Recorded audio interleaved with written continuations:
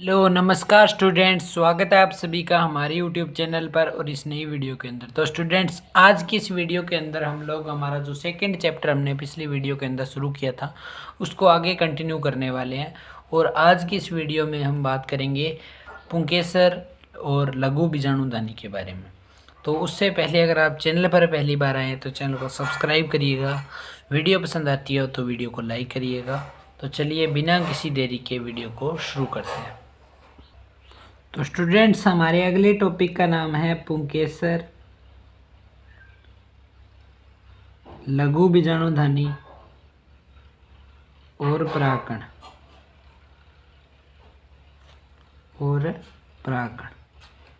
इन तीनों के बारे में पढ़ना है और तीनों ही क्या एक दूसरे से रिलेटिव है।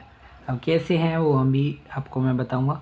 तो पुंकेसर की डेफिनेशन मैंने पिछली वीडियो के अंदर मैंने आपको बताई थी।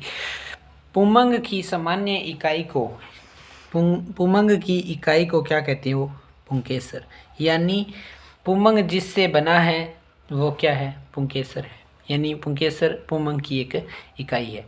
परागकण क्या होते हैं थोड़ा सा बता देता हूँ। परागकण जो होता है वो होता है नर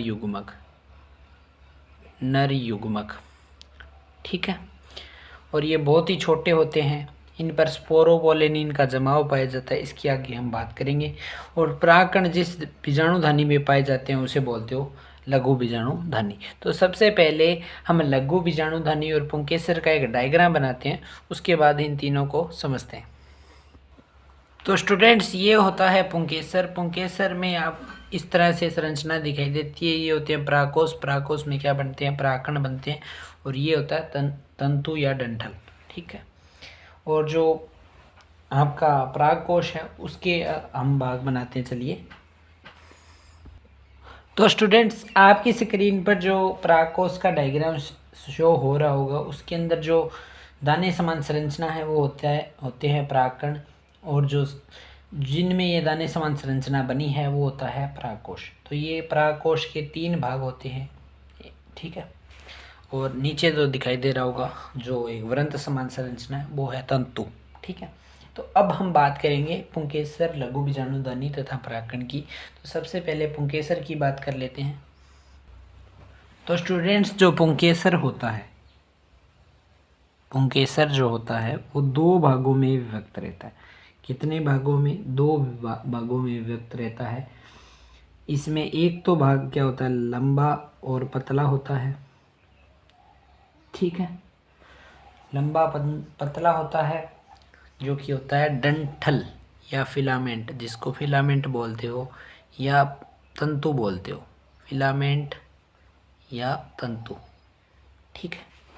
और जबकि दूसरा भाग इसका अग्र सिरा होता है, ऊपरी सिरा, जो मैंने आपको बताया था क्या होते हैं? परागकोश होता है दूसरा भाग, जो कि मोटा होता है, ठीक है। और क्या होता है? द्विपालित होता है। द्विपालित यानी 2 पालियों से या 2 लोब से बना होता है। ये जो डंठल होता है या जो फिलामेंट होता है ये किससे जुड़ा रहता है? आगे पुष्पासन या पुष्पदल से जुड़ा रहता है। जैसा कि मैंने आपको कल फ्लावर का डायग्राम दिखाया था तो उसमें मैंने आपको बताया था जो पुंकेसर थे वो नीचे, आपने देखा होगा जो पुंकेसर थे या जो वो नीचे जुड़े हुए थे पुष्पासन के साथ, ओवेरी के पास में बिल्कुल नीचे जुड़े हुए थे। किसके साथ जुड़े हुए थे? पुष्पासन या पुष्पदल के साथ, बाह्य दल के साथ जुड़े हुए थे। ये जो पुंकेसर होते हैं, पुंकेसरों की संख्या अलग अलग जाति में अलग अलग होती है। पुंकेसर की संख्या जो होती है वो अलग अलग जाति में अलग अलग होती है, और इनका आकार भी, सभी जो पादप होते हैं उनमें एक समान नहीं होता, आकार भी अलग अलग होता है, ठीक है। तो ये तो हो गई पुंकेसर भी। पुंकेसर पर क्या पुंकेसर के 2 भाग होते हैं। पतला भाग होता है जो होता है तंतु या फिलामेंट, और दूसरा भाग जो होता है वो क्या होता है? परागकोश, जो कि द्विपालित होता है। अब परागकोश की अगर हम बात करते हैं तो परागकोश की बात करते हैं। चलिए, तो परागकोश कहाँ पर स्थित होता है? जो पुंकेसर का अग्रतम या अग्र सिरा होता है वहाँ पर क्या स्थित होता है? परागकोश अग्रतम सिरे पर स्थित होता है। कौन? परागकोश। और ये क्या होता है? द्विपालित होता है। अधिकांश पादपों में ये क्या होता है? द्विपालित होता है।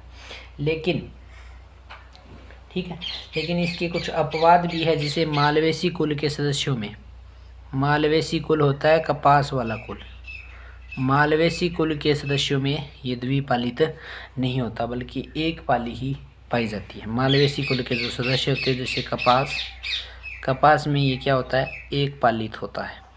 कौन? परागकोश।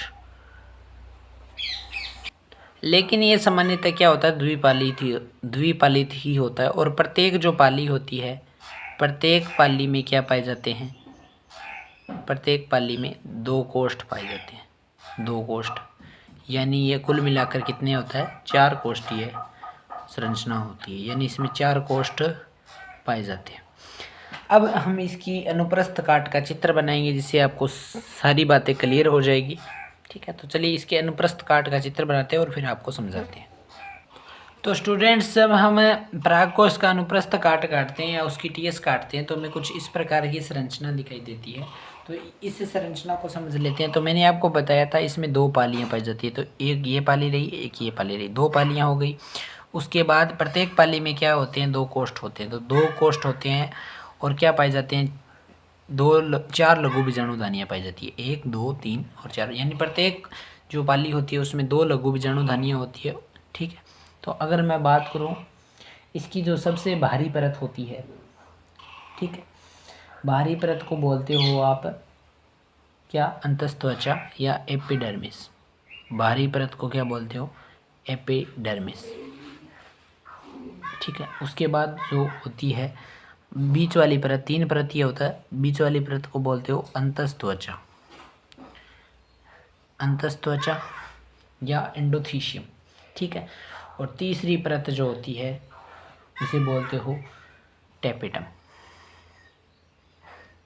टेपिटम या पोषूतक भी बोला जाता है इसे। ठीक है, लेकिन आप यहाँ पर टेपिटम ही याद रखेंगे। ठीक है, और यहाँ पर आपका पाया जाता है कनेक्टिव टिश्यू, यानी संयोजी उत्तक।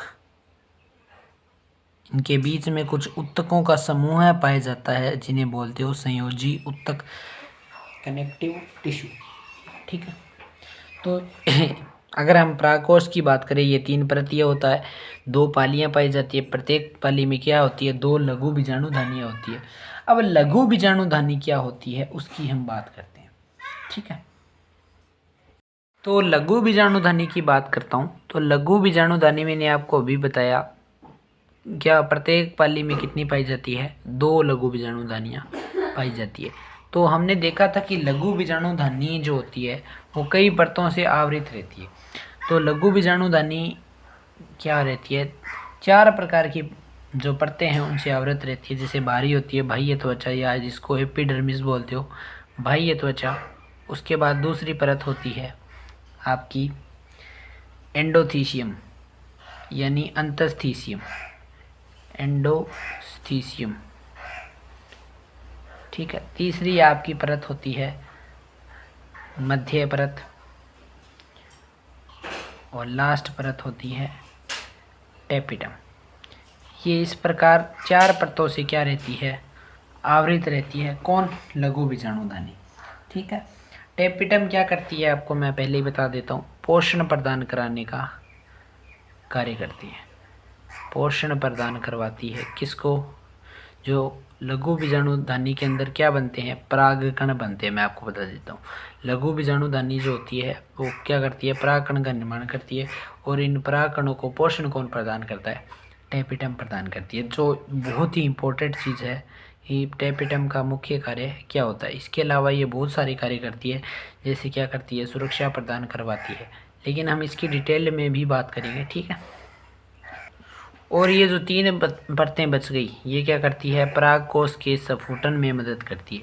परागकोश के सफुटन में भी जब परागकोश फटता है या जो परागकोश स्फुटन होता है तो उससे क्या निकलते हैं, परागकण निकलते हैं। तो परागकण निकलने के लिए इन तीनों परतों का टूटना ज़रूरी होता है।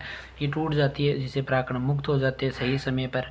और ठीक है, तो ये परागकोश के स्फुटन में मदद करती है। और ये क्या करती है, संरक्षण में या सुरक्षा में भी सहायता करती है। संरक्षण या सुरक्षा में सहायता करती है। कौन, बाह्य त्वचा। ठीक है, बाह्य त्वचा, एंडोस्थीसियम और कौन सी, मध्य परत। ठीक है, तो टेपिटम क्या करती है, सभी परागकणों को पोषण प्रदान करती है। टेपिटम की जो कोशिकाएं होती है, टेपिटम की जो कोशिकाएं होती है, टेपिटम के बारे में और बात बता देता हूँ। ये क्या होती है, सघन जीव द्रव्य वाली होती है। यानी इसका जो जीव द्रव्य है वो क्या होता है, सघन या गाढ़ा होता है। गाढ़ा होता है इसका जीव द्रव्य होता है। और सामान्यतः क्या होता है, इसमें एक से अधिक केंद्रक पाया जाता है। एक से अधिक केंद्रक पाया जाता है।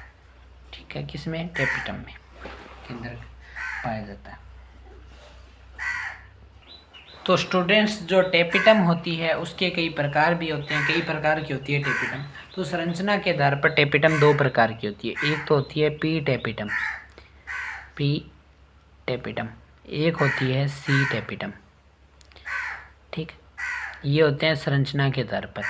और वैसे व्यवहार के आधार पर इनके कई प्रकार, दो प्रकार होते हैं। व्यवहार या कार्य के आधार पर, व्यवहार के आधार पर एक तो होती है आपकी अमीबीय टेपिटम और एक होती है स्त्रावी टेपिटम। एक होती है अमीबीय टेपिटम और एक होती है स्त्रावी टेपिटम।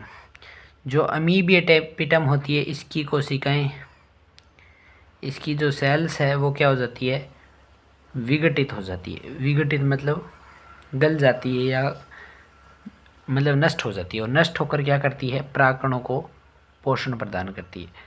परागकणों को पोषण प्रदान करती है। कौन, अमीबीय टेपिटम। और जो स्त्रावी टेपिटम होती है वो क्या करती है, स्त्रावी जो टेपिटम होती है वो क्या करती है, मतलब जो पोषक पदार्थ है उनका क्या करती है, पोषक पदार्थों का स्त्रावण करती है,